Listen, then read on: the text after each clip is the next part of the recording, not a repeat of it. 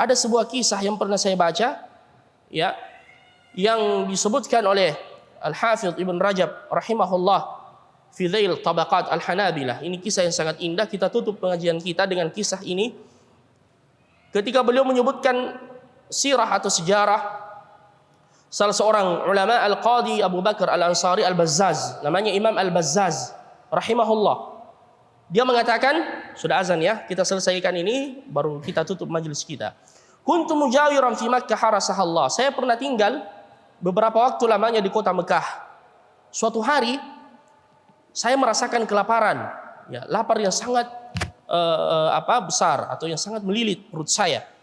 Fa asabani yawman minal ayyami ju' syadid, dan saya tidak mendapatkan sesuatu yang bisa saya makan. Saya kemudian keluar untuk mencari makanan, atau siapa tahu ada yang bersedekah makanan. Kita tahu beberapa puluh tahun atau beberapa ratus tahun yang lalu, ayuhal ikhwah, kota Mekah belum seperti saat sekarang ini. Ya bahkan dulu itu subhanallah, makanya orang-orang yang pendatang di kota Mekah yang lahir di sana, ya pernah saya pergi ke tukang jahit ini orang Yaman. Ya kalau tidak salah saya tanya umurnya, dia mengatakan saya sudah 80 tahun lebih. Ya, dan saya lahir di sini. Tapi beliau mengatakan anak-anak cucu saya sudah pulangkan ke Yaman. Kenapa? Karena biaya iqamah setiap tahunnya itu yang melonjak tinggi. Ya, 10.000 rial per orang setiap tahun, 40 juta lebih. Nah, berapa anaknya dia mau bayarkan, cucu-cucunya, akhirnya dia pulangkan ke Yaman. Kemudian baru dia mengatakan qadarullah, ini takdir dari Allah. Saya masih ingat beberapa puluh tahun yang lalu, kewarganegaraan itu di Saudi dibagi-bagikan seperti bagi-bagi roti. Waktu masih miskin-miskinnya, didatangi orang yang ada di kota Mekah, siapa yang mau jadi warga negara Saudi, siapa yang mau, dibagikan jinsiyah namanya. Sekarang sangat sulit, bahkan bisa dikata mustahil untuk mendapatkan itu. Ya, setelah terbuka dunia di sana, ayyuhal ikhwah, seperti yang kita lihat bagi yang pernah menunaikan ibadah haji atau umrah. Jadi kita kembali pada kisah kita. Imam Al-Bazzaz mengatakan, saya keluar mencari makan, saya tidak dapat. Tiba-tiba kaki saya itu, atau saya mendapatkan sebuah bungkusan. Bungkusan itu terbuat dari harir, sutra. Pengikatnya juga dari sutra. Fa akhadtuhu, saya mengambilnya, saya membawanya ke rumahku atau tempat tinggalku. Saya membukanya, ternyata di dalamnya ada lu'lu'. Lu'lu' itu adalah kalung yang terbuat saya mendapati di dalam bungkusan itu ada aqdun minal lu'lu', ya, sebuah perhiasan kalung yang terbuat dari lu'lu'. Lu'lu' itu apa? Intan, ya, mutiara. Apa yang paling mahal? Intan atau mutiara? Intan yang paling mahal, ya. Ya. Taib. Saya kemudian menyimpannya. Saya keluar tidak lama kemudian ada seorang lelaki, orang tua, yang berkata kepada para jemaah, "Man wajada lana kisan sifatuhu kadza wa kadza falahu 500 dinar min adz-dzahab." Saya kehilangan sebuah bungkusan. Siapa yang mendapati atau yang mendapatkan bungkusan itu, saya akan memberikan kepadanya hadiah 500 dinar emas. 500 dinar emas, harta yang sangat banyak. Ya, 500 dinar emas, 500 dinar min adz-dzahab. Imam Al-Bazzal mengatakan, "Faqultu fi nafsi inni muhtaj." Saya orang yang sangat butuh dan saya lapar. Ya, tidak mengapa saya mengambil hadiah itu dan saya mengembalikan bungkusan itu kepadanya. Akhirnya saya berkata kepada orang tua itu, "Ta'al ilai." Silahkan ikut saya ke rumah. Akhirnya orang ini ikut dengan Imam Al-Bazzaz ke rumahnya. Sampai di sana ditanya, bagaimana ciri-ciri barang Anda yang hilang, dan ini juga diantara fikih. Ayo ikhwah, kalau kita menemukan barang yang hilang, jangan langsung diumumkan ciri-ciri dan sifatnya. Ya, karena jangan sampai ada orang yang datang mengaku-ngaku. Jadi kalau misalkan ada orang yang mendapatkan barang yang hilang, simpan baik-baik, umumkan. Ya, bahwasanya ada barang yang hilang. Siapa yang kehilangan silahkan hubungi saya.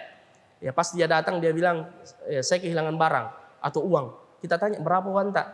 Pas dia bilang, 50.000. Oh, berarti bukan kita punya. Ya, karena misalkan antum dapat 1 juta. Ya, misalkan, ya. Atau ciri-ciri dan sifatnya seperti apa, bungkusannya. Akhirnya persis seperti yang didapatkan oleh Imam Al-Bazzaz. Ya, dia mengeluarkan perhiasan itu, bungkusan itu, dan diserahkan kepadanya. Orang ini langsung mengeluarkan, ya, sebagaimana yang dia janjikan, hadiah 500 dinar emas. Tapi subhanallah Imam Al-Bazzaz mengatakan tiba-tiba, ya saya ada dorongan dari dalam dorongan iman mengatakan bahwasanya saya mengembalikan ini kepada Anda karena Allah. Saya tidak mengharapkan apa-apa. Terima kasih. Dia kembalikan itu hadiahnya. Tapi orang ini memaksa, tapi beliau juga memaksa dan menolak. Terima kasih. Ya, silahkan ambil barang Anda. Akhirnya orang ini pergi. Ya, dan hadiah itu juga dia bawa. Tidak lama kemudian Raja Syekh, orang ini sudah pulang ke kampungnya, ke negaranya. Dan saya juga akan meninggalkan kota Mekah. Saya meninggalkan kota Mekah, wa raqibtul bahra fi wasati amwajihil mutalatimah. Saya naik sebuah kapal dan di suatu malam badai menghantam.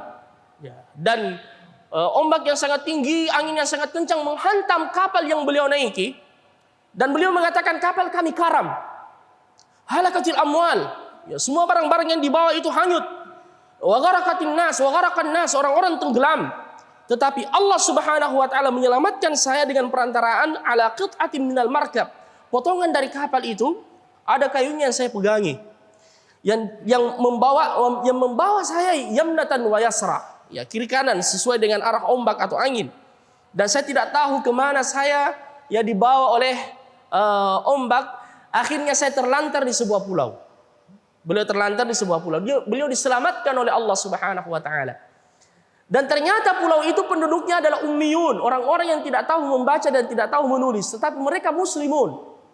Karena beliau melihat ada masjid, beliau langsung mendatangi masjid.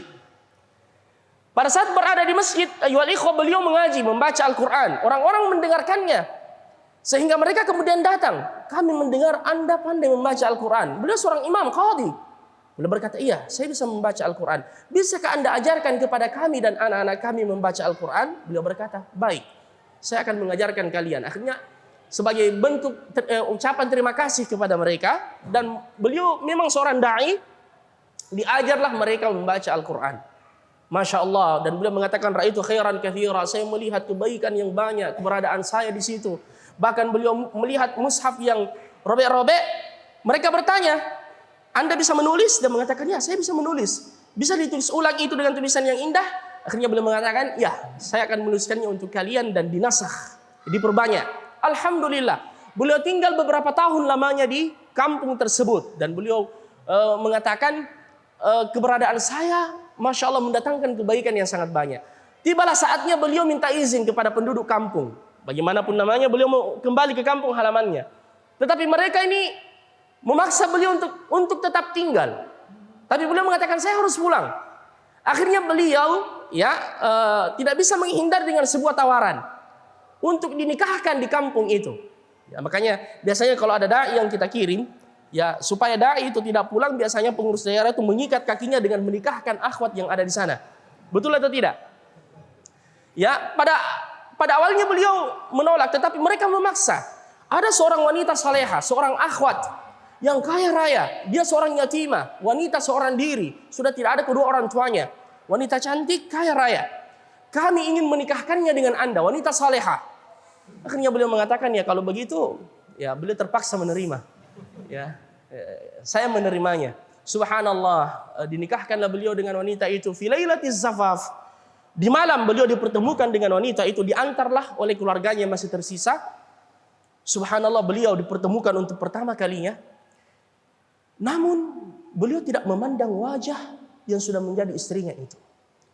Beliau justru memandang sesuatu yang bergantung di leher wanita tersebut. Orang-orang mengatakan, "Ya Syekh, ya Syekh, Anda menyakiti perasaan wanita ini. Mengapa Anda cuma memandang hartanya, kalungnya, dan tidak melihat wajahnya? Ini sudah resmi menjadi istri Anda."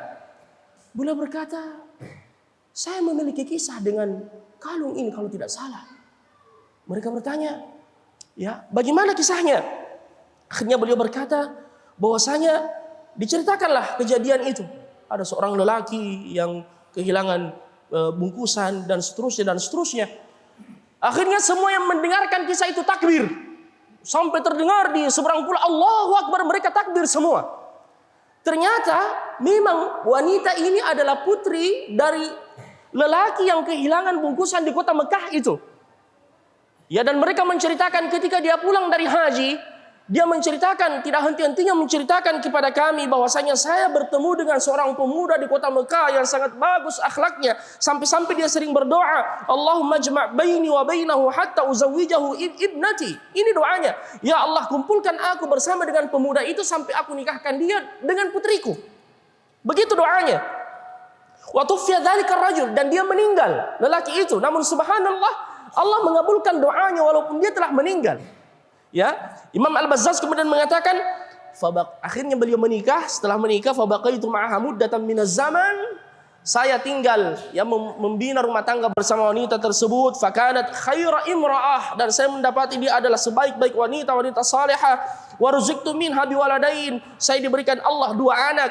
Tsumma tuwfiyat, ya, dan dia meninggal, dan saya yang mewarisi perhiasan atau kalung tersebut. Kemudian saya menjualnya dan laku dengan 100.000 dinar, 100.000 dinar emas. Ya. Padahal sebelumnya beliau ditawari berapa? 500. Tapi beliau menolaknya karena Allah Subhanahu wa taala, padahal itu halal. Padahal itu halal untuk beliau ambil, tapi beliau menolaknya karena Allah Subhanahu wa taala. Bukan cuma kalungnya yang beliau dapat, bukan cuma hadiahnya, tapi kalungnya didapat, putrinya didapat, dikasih anak oleh Allah Subhanahu wa taala dari wanita tersebut. Dan setelah beliau pulang, dijual kembali emas itu dan laku 100.000 dinar emas. Masya Allah. Ini ayol ikhlas, sekali lagi, man taraka syai'an lillah awadahullahu khairan min. Makanya untuk semua kemaksiatan, jadikan ini sebagai apa? Kaidah. Dan ingat firman Allah, setiap kali jiwa kita ini mengajak untuk bermaksiat, ya, atau lali dari ketaatan, ingatkan diri kita, wa amma man khafa maqama rabbih, siapa yang takut akan kebesaran Tuhannya, wa nahan nafsa 'anil hawa, dan dia mengekang hawa nafsunya, dia menahan dirinya dari hawa nafsu untuk dia perturutkan. Ya, misalkan kita berada di majelis, tiba-tiba kita mau bergibah, menggosipi orang lain, atau namimah, atau mendengarkan yang haram, ingatkan diri kita. Tahan sesaat saja, sebentar. Setelah itu kita akan merasakan lezatnya iman. Dan Allah akan menggantikan apa? Fa innal jannata hiyal ma'wa, surga akan menjadi ganti untuknya. Ini janji dari Allah Subhanahu wa taala. Karena jiwa ini butuh untuk ditarbiyah, ayyuhal ikhwah. Kalau kita mentarbiyah jiwa kita dalam ketaatan, akhirnya dia akan merasakan kenyamanan dalam ketaatan itu. Menunaikan salat misalnya, hadir salat berjamaah. Thabit Al-Bunani pernah mengatakan, ta'adzabtu bis salat 20 sana. Saya merasakan payah menjaga salat 20 tahun. Kemudian taladzatu ba'daha. Namun setelahnya saya merasakan kelezatannya. Semua ketaatan seperti itu, ayyuhal ikhwah. Ketaatan dan juga kemaksiatan, tinggalkan, lakukan semuanya. Karena Allah Subhanahu wa taala, insyaallah Allah akan memberikan ganti yang lebih baik dari apa yang kita tinggalkan atau apa yang kita kerjakan, insyaallah tabaraka wa taala.